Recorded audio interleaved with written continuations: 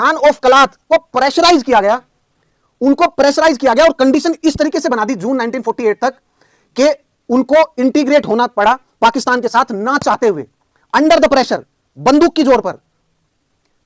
हम अलग लोग हैं जस्ट बिकॉज कि हमारा धर्म एक है, कि हमारा भी मुस्लिम धर्म है, आप और पाकिस्तान स्टेट का भी मुस्लिम धर्म है, तो हम एक ही कंट्री में होने चाहिए, ऐसा नहीं है। धर्म के बेसिस पर एक कंट्री में हम रहे, ऐसा बिल्कुल भी नहीं है। हमारी ये कह रहे हैं कि हमारी केवल इस बेस पे कि हम मुस्लिम हैं तो पाकिस्तान के साथ इंटीग्रेट करें, तो ईरान और अफगानिस्तान भी तो मुस्लिम कंट्रीज हैं, वो भी तो पाकिस्तान के साथ इंटीग्रेट करने चाहिए ना। ये पाकिस्तान के मैंने आपको बताए 4 सूबे हैं, यहां पर मैक्सिमम रिसोर्सेज हैं, यहां पर गोल्ड के भंडार हैं, ऑयल नेचुरल गैस के भंडार हैं, यहां पर लगभग पाकिस्तान के 40% ऑयल प्रोडक्शन है, वो नेचुरल गैस प्रोडक्शन है, यहां पर गोल्ड के रिजर्व्स काफी हाई हैं, लेकिन ये पाकिस्तान का सबसे पुअर इलाका है। लगभग 70% जो है वो मल्टी डायमेंशनल पॉवर्टी इंडेक्स है इसमें ना। लेड डेवलपमेंट से लॉन्ग टर्म में क्या होगा कि हमारा एक बलूचिस्तान चाइना की एक कॉलोनी बनकर रह जाएगा। जैसे ग्वादर को 40 साल के लिए पाकिस्तानी हुकूमत ने और पाकिस्तानी सरकार ने लीज पे दे दिया, ऐसे ही एक दिन तो पूरे बलूचिस्तान को जो है वो आप लीज पे दे दोगे। जैन फ्रेंड्स, देखिए 2 सिचुएशन को कंपेयर करते हैं, first situation, second situation. First situation को देखते हैं। देखिए, I am a proud Indian, I love my country. मैं अपने देश को, अपने देश के ध्वज को बड़े ही दिलो जान से प्यार करता हूं। You know why?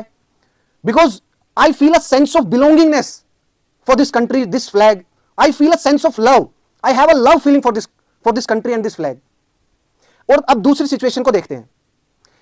एक सिटीजन है कंट्री का, अब वो जिस एरिया में वो सिटीजन रहता है, उस देश के एरिया में, उस एरिया में ना एजुकेशन है, ना हेल्थ है, ना सिक्योरिटी है, वहां पर उसके जो ह्यूमन राइट हैं, उसके अधिकार हैं, उनका भी हनन हो रहा है। और वहां पर जो इकोनॉमिक राइट है कि उनका जो जीवन है उसकी में मूलभूत वस्तुएं जो हैं, जो चाहिए मूलभूत वस्तुएं, वो भी उनके पास नहीं है। और ऊपर से वहां की जो हुकूमत और वहां की जो सरकार है उस देश की, वो वहां के लोगों को, उन सिटीजन्स को, उस एरिया के सिटीजन्स को दबा भी रही है।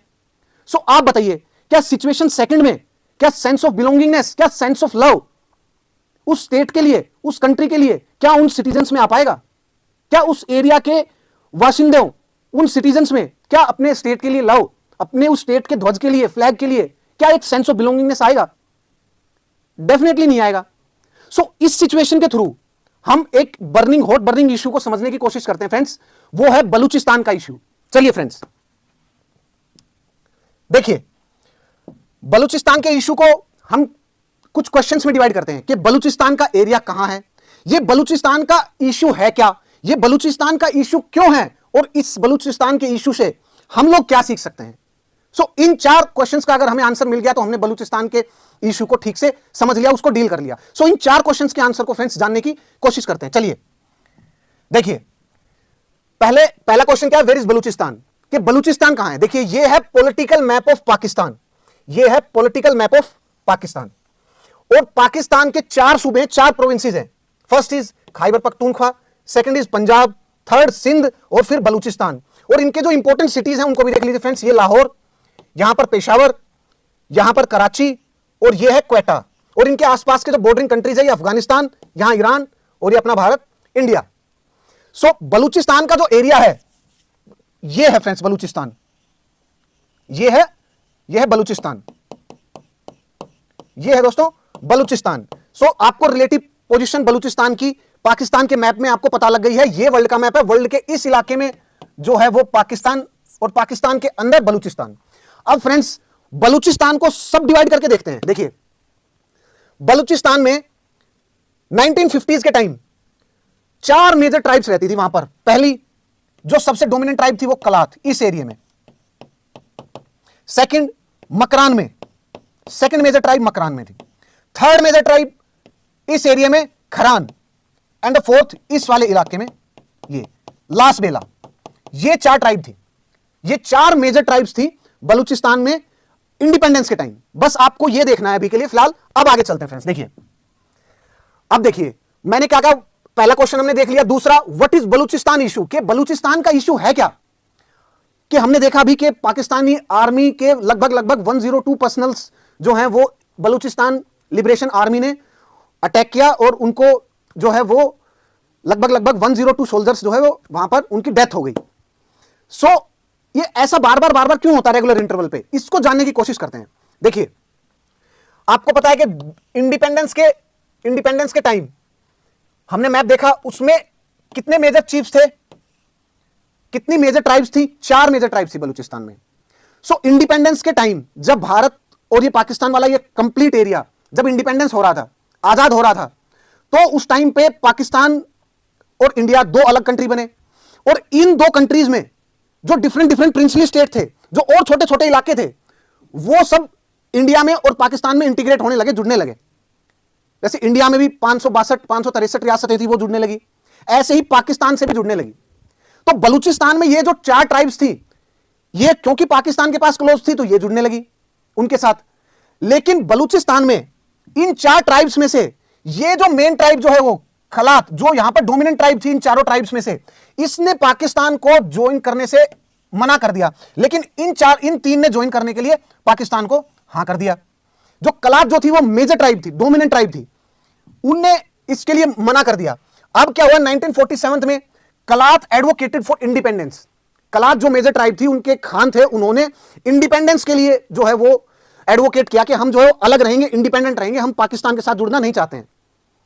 और बाकी 3 ट्राइब्स ने इंस्ट्रूमेंट ऑफ एक्सेशन पे साइन किया पाकिस्तान की पे, इन्होंने इंडिपेंडेंस के लिए एडवोकेट किया कि भाई हमें इंडिपेंडेंस चाहिए, बिल्कुल अलग चाहिए, पाकिस्तान के साथ हम नहीं जाना चाहते, हम अलग एथनिसिटी हैं, हमारा कल्चर अलग है। जस्ट बिकॉज हमारा रिलीजन एक है इस्लाम, तो हम उस बेसिस पे पाकिस्तान में इंटीग्रेट नहीं होना चाहते। लेकिन क्या हुआ कि क्योंकि 3 ट्राइब्स जो है वो इंटीग्रेट हो गई थी, उसके बाद द खान ऑफ कलात को प्रेशराइज किया गया, उनको प्रेशराइज किया गया और कंडीशन इस तरीके से बना दी जून 1948 तक कि उनको इंटीग्रेट होना पड़ा पाकिस्तान के साथ ना चाहते हुए, अंडर द प्रेशर, बंदूक की जोर पर बलूचिस्तान की इंटीग्रेशन हुआ पाकिस्तान में। सो जब भी बंदूक के जोर पर कभी भी अगर इंसानी कौम को, किसी कौम को दबाया जाएगा, तो वो कभी ना कभी जब प्रेशर बहुत हाई हो जाएगा तो वो प्रेशर कभी ना कभी रिलीज जरूर होगा, वो कभी ना कभी विद्रोह जरूर होगा। देखिए 1885 में कांग्रेस का गठन क्यों हुआ था, कि एओ ह्यूम ने क्यों सपोर्ट किया फॉर्मेशन ऑफ कांग्रेस को? इसलिए किया ना क्योंकि एओ ह्यूम को लग गया था कि बहुत ज्यादा जो है वो एट्रोसिटीज हो रही हैं, और लोगों की फ्रस्ट्रेशन को वेंट आउट करने के लिए एक ऑर्गेनाइजेशन, एक संस्था नहीं हुई, तो 1857 की तरह दोबारा विद्रोह होगा, और वो अंग्रेजी सरकार और अंग्रेजी हुकूमत के लिए वो बड़ा ही पेनफुल होगा। सो ऐसे ही अगर उनको प्रेशर से इंटीग्रेट किया, प्रेशराइज किया गया, बंदूक के जोर पर इंटीग्रेट किया बलूचिस्तान को पाकिस्तान में, सो अब उसका जो वो रिपरक्यूशंस क्या हो रहे हैं? देखिए, बीएलए पाकिस्तानी स्टेट पर अटैक कर रही है, पाकिस्तानी स्टेट आर्मी पर अटैक कर रही है। सो बाय फोर्स और बाय प्रेशर अगर इंटीग्रेट करते हैं, बाय फोर्स और बाय प्रेशर अगर ह्यूमन किसी कौम के ऊपर थोपा जाएगा, तो सिक्योरिटी और पीस उस एरिया में बहाल करना बहुत ही मुश्किल है, बहुत कठिन है। इंसान को सिर्फ प्यार से रखा जा सकता है, यह उसका एक उदाहरण है। चलिए फ्रेंड्स, आगे देखते हैं। और पाकिस्तान तो जो उस टाइम पे बलूचिस्तान को इंटीग्रेट करना चाहता था, और ब्रिटिशर्स जो थे वो भी बलूचिस्तान को इंडिपेंडेंट स्टेट नहीं देखना चाहते थे। क्यों? इसका कारण क्या है?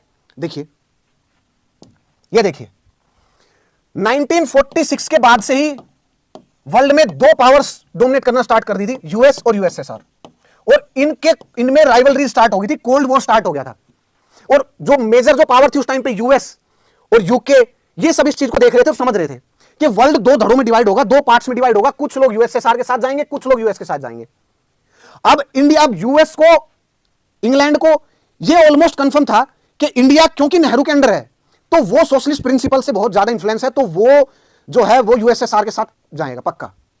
तो पाकिस्तान, उन्होंने ऐसा एक बफर स्टेट बनाया यहां पर, इस एरिया में पाकिस्तान को ऐसा एक बफर स्टेट बनाना था जो कि यूएस और यूके के हक में रहे, ताकि ये जो पूरा इलाका है, जैसे कि यूएसएसआर उस टाइम पे ये इलाका था पूरा, यहां तक था यूएसएसआर, यहां तक, ये देखिए, ये इलाका पूरा यूएसएसआर का था, ये इलाका लगभग ये इलाका पूरा का पूरा यूएसएसआर का था, यूएसएसआर था।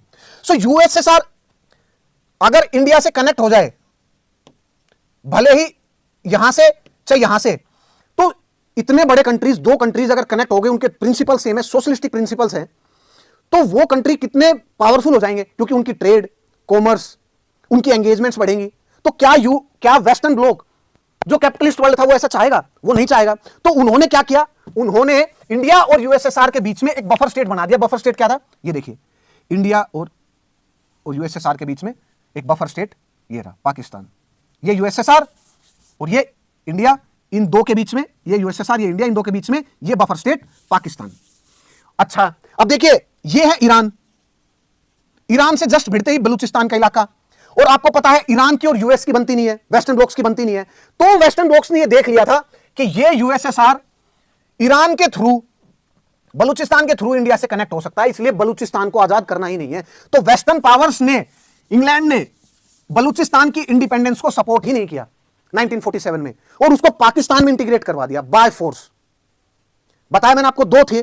पाकिस्तान क्यों इंटीग्रेट करना चाहता था बलूचिस्तान को? क्योंकि ज्योग्राफिकल एरिया बढ़ेगा और जन समुदाय बढ़ेगा उस देश में, और ब्रिटिशर्स अपने इंटरेस्ट के लिए उसको इंटीग्रेट करना चाहते थे पाकिस्तान के साथ। मैंने आपको एनालिसिस करके बताया।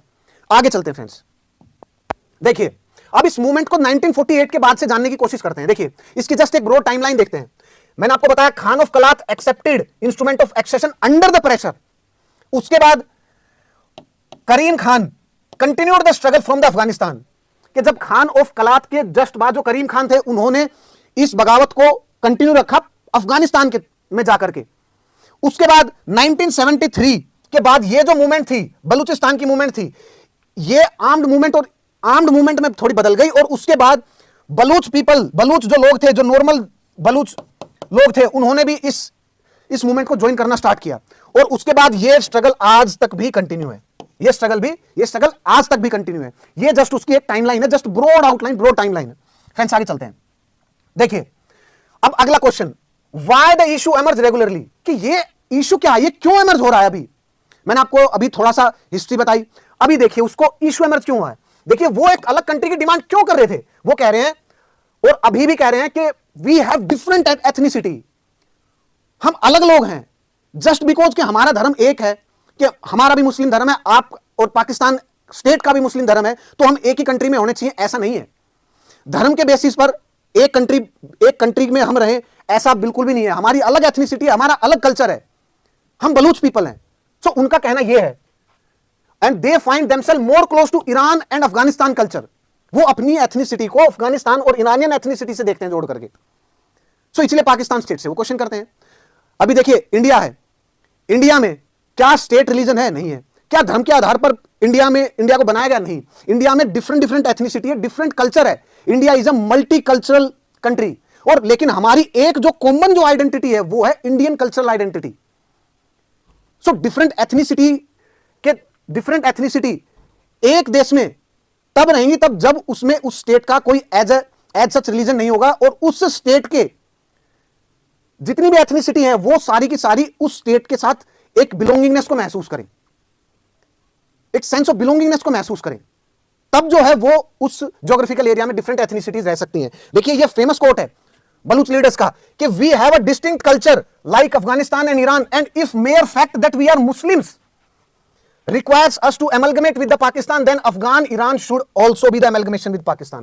ये कह रहे हैं कि हमारी केवल इस बेस पे कि हम मुस्लिम हैं तो पाकिस्तान के साथ इंटीग्रेट करें, तो ईरान और अफगानिस्तान भी तो मुस्लिम कंट्रीज हैं, वो भी तो पाकिस्तान के साथ इंटीग्रेट करनी चाहिए ना, उनको भी करो। सो ये क्लियरली क्या दर्शा रही है आप लोगों को? ये दर्शा रही है कि रिलीजन के नाम पे जो एक स्टेट बनाया गया, अगर वो मल्टीकल्चरल और प्लूरलिज्म के बेसिस पे बनाया गया होता ना, तो उसकी ज्योग्राफिकल बाउंड्रीज थोड़ी बड़ी हो सकती थी। लेकिन जस्ट बिकॉज एक छोटे आइडिया को लेकर के अगर एक देश बना रहे हो, एक ज्योग्राफिकल एरिया को डिवाइड कर रहे हो, तो वो लॉन्ग टर्म में सस्टेनेबल होना बहुत ही डिफिकल्ट है। आगे चलते फ्रेंड्स। ये देखिए सेकंड पॉइंट, कि ये इशू क्यों जो है वो न्यूज में रहता है, बलूच इशू। देखिए, डेवलपमेंटल पॉलिसीज कि जो पाकिस्तान स्टेट है, उन्होंने बलूचिस्तान को इंटीग्रेट तो कर लिया, लोग शांति से रहने की भी कोशिश करते, लेकिन उनकी डेवलपमेंट पॉलिसीज ऐसी हैं पाकिस्तान स्टेट की, को एक साथ रह ही नहीं सकते। फॉर एग्जांपल, कि इम्बैलेंस डेवलपमेंट है। इम्बैलेंस डेवलपमेंट मतलब, देखिए ये पाकिस्तान के मैंने आपको बताए 4 सूबे हैं, यहां पर मैक्सिमम रिसोर्सेज हैं, यहां पर गोल्ड के भंडार हैं, ऑयल नेचुरल गैस के भंडार हैं, यहां पर लगभग पाकिस्तान के 40% ऑयल प्रोडक्शन है, वो नेचुरल गैस प्रोडक्शन है। यहां पर गोल्ड के रिजर्व्स काफी हाई हैं, लेकिन यह पाकिस्तान का सबसे पुअर इलाका है। लगभग 70% जो है वो मल्टी डायमेंशनल पॉवर्टी इंडेक्स है इसमें। सो बताइए लोगों को कितना बेकार फील होगा कि रिसोर्सेज हमारे पास ज्यादा और हम सबसे ज्यादा गरीब। तो क्या ये एक स्टेट के साथ जुड़ पाएंगे? क्या उस नेशनल फ्लैग को वो सैल्यूट कर पाएंगे?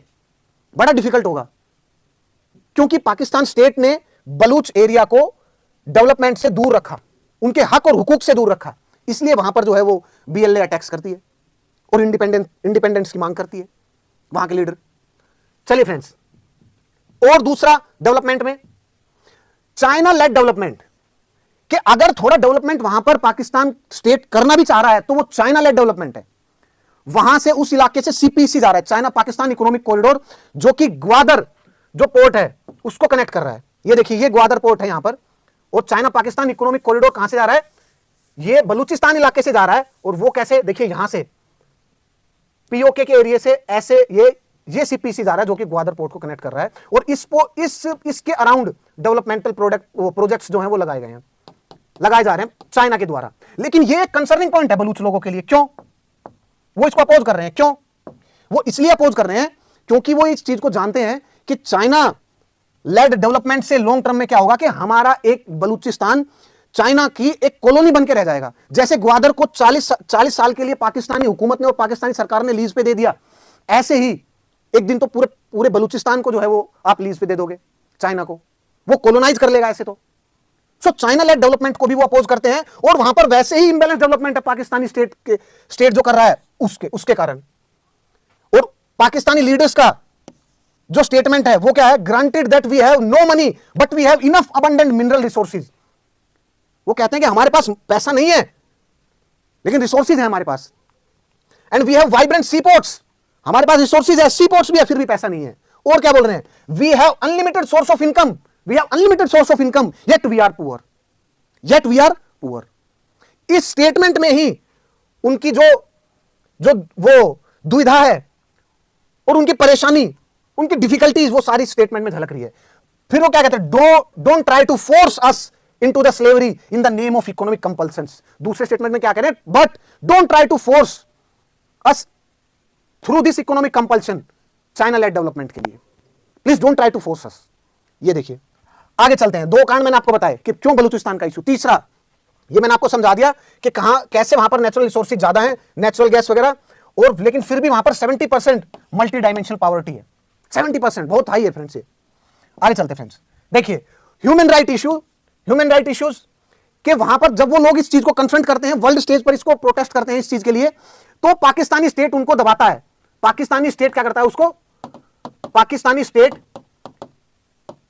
पाकिस्तानी स्टेट बलूचिस्तान इशू को दबाता है और उनके ह्यूमन राइट्स में एनक्रोचमेंट करता है कि जब भी वो लोग अगर सड़कों पे आएंगे तो उनको दबाया जाएगा। इस इशू को वर्ल्ड स्टेज और वर्ल्ड फोरम पे, कि ये वाला इशू वर्ल्ड स्टेज और वर्ल्ड फोरम्स पे ना चला जाए, तो उनके ह्यूमन राइट्स को भी दबाया जा रहा है। इसीलिए बलूचिस्तान के लोगों को और ज्यादा इशू है। उसके बाद less representation in the Pakistan polity, कि भाई 4 सूबे हैं पाकिस्तान में, हर सूबों से लोग चुन करके पाकिस्तान की पार्लियामेंट में जाके बैठेंगे, पाकिस्तान की सत्ता संभालेंगे, तो पॉपुलेशन के अकॉर्डिंग जाने चाहिए ना, कि कितने लोग एक सूबे से जाएंगे और पाकिस्तान की पार्लियामेंट में जाके बैठेंगे और सत्ता चलाएंगे। तो उस अकॉर्डिंगली बलूच लोगों का जो रिप्रेजेंटेशन है पाकिस्तानी पार्लियामेंट और पाकिस्तानी जो स्टेट है उसमें, वो बहुत कम है। तो ये भी उनका एक कंसर्न है कि जोड़ तो लिया आप लोगों ने हमें अपने साथ जोड़ तो लिया आपने पाकिस्तान के साथ, लेकिन हमें हक भी तो दीजिए, हमें भी तो वो मौका दीजिए पाकिस्तान की सत्ता में जो है वो आने का, पाकिस्तान की सत्ता चलाने का। क्या हम इसके नागरिक नहीं है? तो हमारा रिप्रेजेंटेशन करिए, हमें रिप्रेजेंट करिए उसमें, पाकिस्तानी पार्लियामेंट में और पाकिस्तानी स्टेट में। और अगर नहीं कर रहे तो इसका मतलब आप मान ही नहीं रहे कि हम जो है वो पाकिस्तान का हिस्सा है। तो ये भी एक कंसर्न पॉइंट है उनका। चलिए फ्रेंड्स, अब उसके बाद what are the important takeaways from the issue. देखिए हमने इशू देखा, लेकिन इससे सीखने का क्या पॉइंट है कि ये हमें जरूर सीखना चाहिए। क्या पॉइंट्स है? देखिए पहला, human can not be forced to unite, only love and respect can unite humans. क्या सीखे आप इससे यही सीखने को मिला ना आपने कि इंसान को दबा के, धमका के, पीट के, उनके ह्यूमन राइट्स का वायलेशन करके कभी भी साथ में नहीं रखा जा सकता फ्रेंड्स, कभी नहीं रखा जा सकता। इंसान को सिर्फ प्यार और रेस्पेक्ट के साथ साथ में रखा जा सकता है, अदरवाइज कभी नहीं। और अगर हमें एक यूनिटी के साथ रहना है, एक बड़े ज्योग्राफिकल एरिया जैसे भारत है, उसमें अलग अलग कल्चर, अलग अलग एथनिसिटी, अलग अलग रिलीजन के लोग अगर आज एक साथ रह रहे हैं, वो इसलिए रह रहे हैं क्यों? क्योंकि हम हर एक कल्चर, हर एक एथनिसिटी, हर एक रिलीजन की रेस्पेक्ट करते हैं और उनसे सबसे प्रेम करते हैं। इसीलिए भारत आज एक है। देखिए, पाकिस्तान दो भाग में टूट चुका है जस्ट कुछ साल बाद ही, 20-22 साल, 23 साल के अंदर अंदर जो है पाकिस्तान दो भाग में टूट गया, ईस्ट और वेस्ट। क्यों? क्योंकि पाकिस्तान ने रेस्पेक्ट ही नहीं करी, अपने अलग अलग कल्चर, एथनिसिटी, उनकी रेस्पेक्ट ही नहीं करी, और अब भी नहीं कर रहे, वो हिस्ट्री से सीख नहीं रहे। सो पाकिस्तान का डिसइंटीग्रेशन आज नहीं तो कल, ये बहुत बहुत ज्यादा हाई पॉसिबिलिटी है कि ऐसा हो सकता है। क्यों? क्योंकि वो अपने ही लोगों की रेस्पेक्ट नहीं करते। वो स्टेट, अपनी ही जो के स्टेट की भाषा उर्दू है, और उसको भाई सबके ऊपर थोपा जाए, बलूच लोगों के ऊपर भी थोपा जाए। क्या भारत में हिंदी स्टेट भाषा है? नहीं। क्या स्टेट की भाषा है? नहीं। तो देखिए, सारी भाषाओं को एक शेड्यूल में उठा करके रख दिया, कितनी रेस्पेक्ट दी गई है सभी लैंग्वेज को इंडिया में। So humans can not be forced to unite, only love and respect can unite them. ये पहली लर्निंग। दूसरा, इक्वल इकोनॉमिक अपॉर्चुनिटीज, कि भारत में अगर हर जो उसके सिटीजन है, हर नागरिक को इक्वल इकोनॉमिक अपॉर्चुनिटी मिलनी चाहिए, इक्वल पैसे कमाने की और इक्वल आगे बढ़ने की अपॉर्चुनिटीज मिलनी चाहिए। लेकिन अगर कभी भी दुभात हुई और डिस्क्रिमिनेशन हुआ, तो लोगों में अपने देश और अपने जो सत्ताधारी है और अपने स्टेट और अपनी सरकार से विश्वास ही हट जाएगा। ये दूसरा लर्निंग है। तीसरा, एक स्टेट और एक गवर्नमेंट को अपने नागरिकों के ह्यूमन राइट की प्रोटेक्शन करनी चाहिए, उनको वॉयलेट नहीं करना चाहिए। ये नहीं कि वो सरकार ही लोगों के ह्यूमन राइट को दबा रही है और उनको जो है वो सारे के सारे जो उनके हुकूक हैं, उनके सारे हुकूकों को खागी सरकारी। ऐसा नहीं करना चाहिए। चौथी learning, high level of poverty. अगर किसी भी इलाके में हाई लेवल ऑफ पॉवर्टी है, जैसे बलूचिस्तान में 70% है, ये जैसे ही ये इंडिकेटर अगर किसी इलाके में, एक बड़े ज्योग्राफिकल क्षेत्र में, एक बड़े देश में, अगर किसी भी छोटे इलाके में अगर हाई लेवल ऑफ पॉवर्टी ये इंडिकेटर दिखे, तो ये रेड फ्लैग है, ये रेड साइन है कि वो इलाका कभी ना कभी बगावत जरूर करेगा। सो अगर हाई लेवल ऑफ पॉवर्टी है किसी भी इलाके में, एक बड़े देश के किसी भी छोटे इलाके में अगर हाई लेवल ऑफ पॉवर्टी है, तो रेड फ्लैग चमकना चाहिए उस बड़े ज्योग्राफिकल एरिया की जो सरकार है, रेड फ्लैग चमकना चाहिए। सो फ्रेंड्स, ये जो है वो इस इशू से ये लर्निंग है। And till then my dear friends, stay tuned, we are coming up with more issues like this, and till then please do like, share and subscribe this channel UPSC Uday by Unacademy. Till then, Jai Hind friends.